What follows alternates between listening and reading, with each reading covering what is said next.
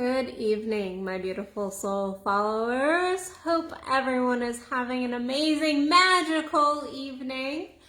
So I was driving home today and I was just really thinking about Christmas and the Christmas spirit.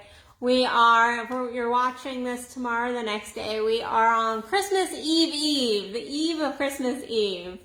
And so I was thinking, and in truth, the next 2 days I'm going to just be spending with family. So I am going to take a break from the live streams for a day or two. But as I said, I was driving down the road and I was looking at all the Christmas lights. And I was thinking about how, as a coach, I absolutely love Christmas. Actually, as a person, I really love Christmas.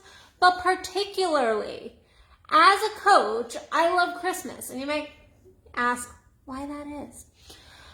And it truly is because Christmas holds so many of the lessons that I try to teach my clients all year long. All year long as an orgasmic frequency coach, teaching about how our lives can be magical, orgasmic, have this beautiful energy throughout them. Christmas, takes all these beautiful lessons and puts them on a silver platter for me to hand over to my clients. You get to really learn from just your experience of your daily life. And so I was sitting and I was driving and I was thinking, and I was actually listening to a whole bunch of Christmas music, and I found myself just being playful and silly and singing like I want a hippopotamus for Christmas.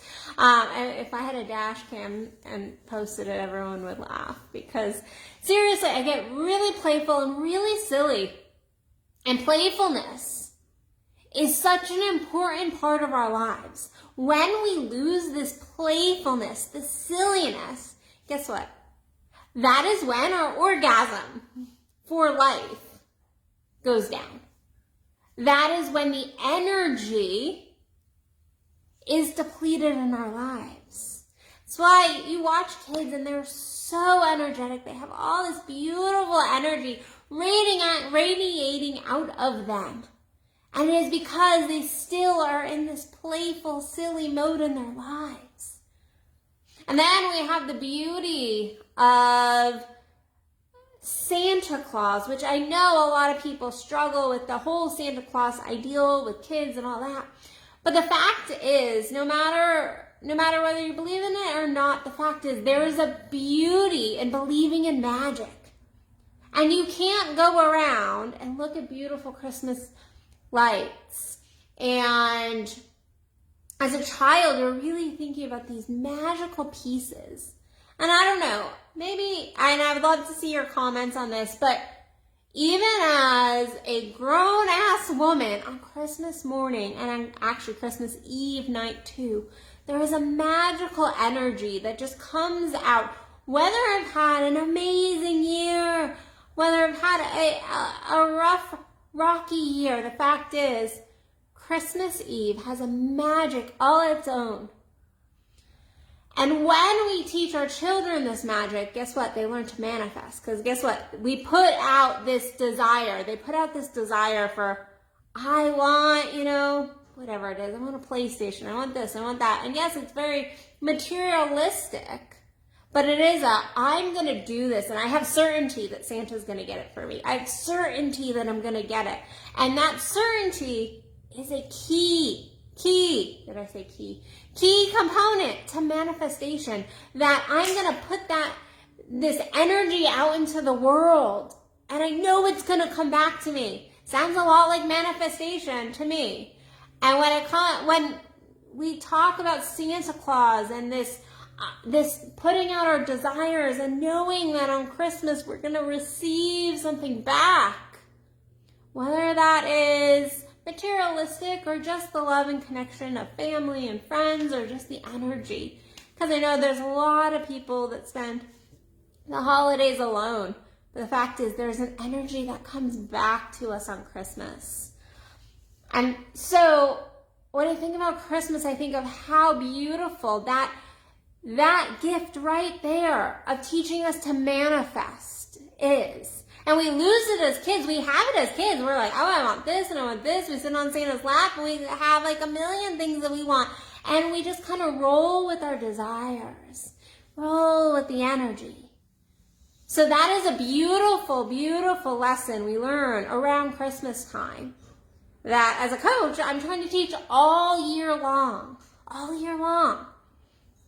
And then we come up to kindness. And unfortunately, I feel like our world is starting to lose some of this. I look out into the world and there's a lot of people who are angry around Christmas and stressed out and have really gotten into the materialistic piece of Christmas.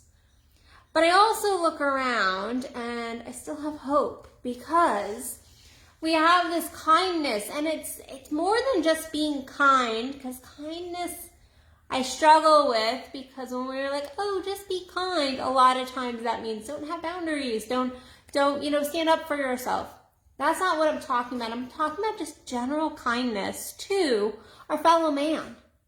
And that exchange of love, that recognition that happens every single Christmas, I see it, of just giving to other people, of just being a little bit kinder, being a little bit more aware of others in our surroundings, being more aware of the energy in our lives.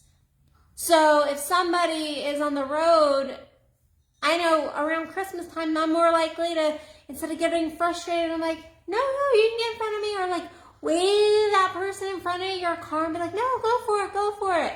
If they're trying to cross the road. There's an energy of us tapping into our hearts around Christmas and our kindness that needs to be brought all year long. It's this heart space connection that many, many people get into around the Christmas season.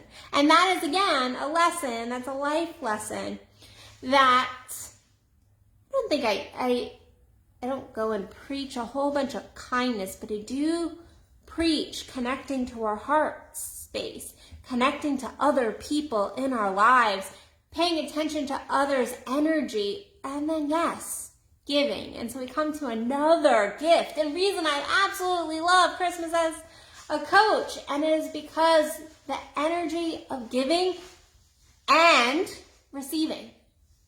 I actually hate the phrase like, it's better to give than to receive. Yes, it is beautiful to give, but guess what? There's a lesson. There's a massive lesson in learning to receive, and just open your heart and go, thank you, and learning to receive gifts as much as to think about others, and to give from a pure heart. And now not everybody gives from a pure heart and from a really open space, and a space of lack of expectation around Christmas. But it is a beautiful lesson around giving, and yes, the receiving element. Because when we receive, when we take somebody else's gift, guess what? We give them a gift. Because there is a gift in that. There is a gift in allowing somebody to give to you, because that other person then just got satisfaction. That other person just had a moment and potentially thought really hard about that gift. So whether you like it or not, the fact is there is a receiving element and then the giving element, the element of connection, that element of connection and sharing. And so many people struggle with receiving. I have a particular family member that every single year I get very frustrated with this family member, because I will ask them, what do you want for Christmas? Nothing. What do you want for Christmas? Nothing. And that energy creates a blockage, because that person doesn't want to receive. It creates an energy of struggle with it, because I personally want to give, and then it makes me sad because they can't receive. And all year long as a coach, I'm trying to teach this lesson to my clients and really help them to embody it more.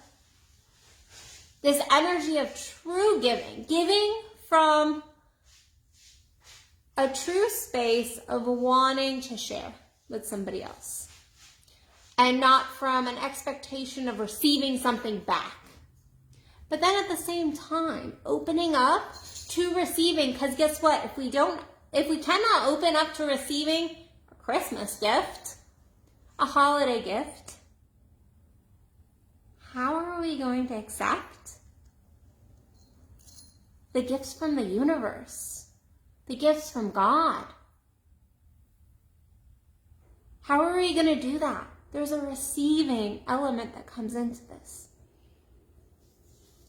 And then in general, my last kind of point that I was thinking about while driving home was really just the connection, the time. We take time and we slow the F down around Christmas to spend time with others, to really pay attention to those in our lives, to think about them, to think out of our box. You go, I wonder how they're doing. I wonder what they want for Christmas. Oh, I'm going to make time to go have dinner or drink with that person. Or I'm going to connect with grandma who I never see. We take the time and we slow down. And not just slow down with our connections with others, but we also slow down in general. I know this Christmas season, hold on, Zoe, stop fighting the tree. I'm having kitty tree issues. I know this season I have sat by my Christmas tree almost every single morning and drank my coffee. And while my mornings are generally always kind of slow moving, I try to kind of ease into my mornings.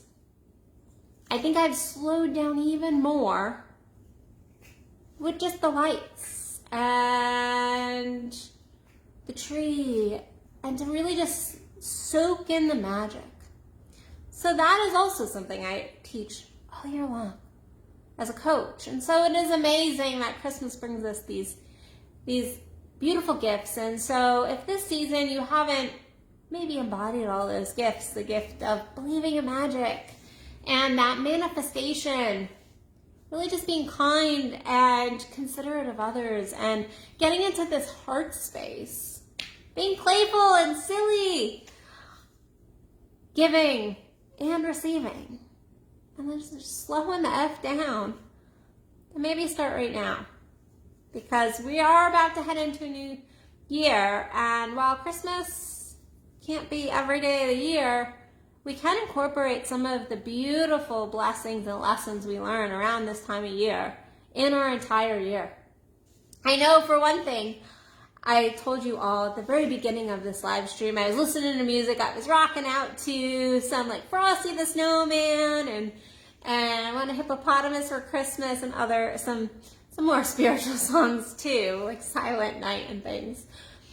But as I was listening to my music, I was like, this music is way more uplifting and kind of playful, silly than the music I listen to on a daily basis. My awareness was, oh wow, I need to change my music. I need to change my music. If I am going to listen to music, I need to change my music. I need to shift my perspective, because this playful music, this fun, upbeat music, this wholehearted praise music really puts me in a different space than the music I usually listen to on a daily basis. So that was one of my awarenesses. And so I hope you all have an amazing, amazing Christmas.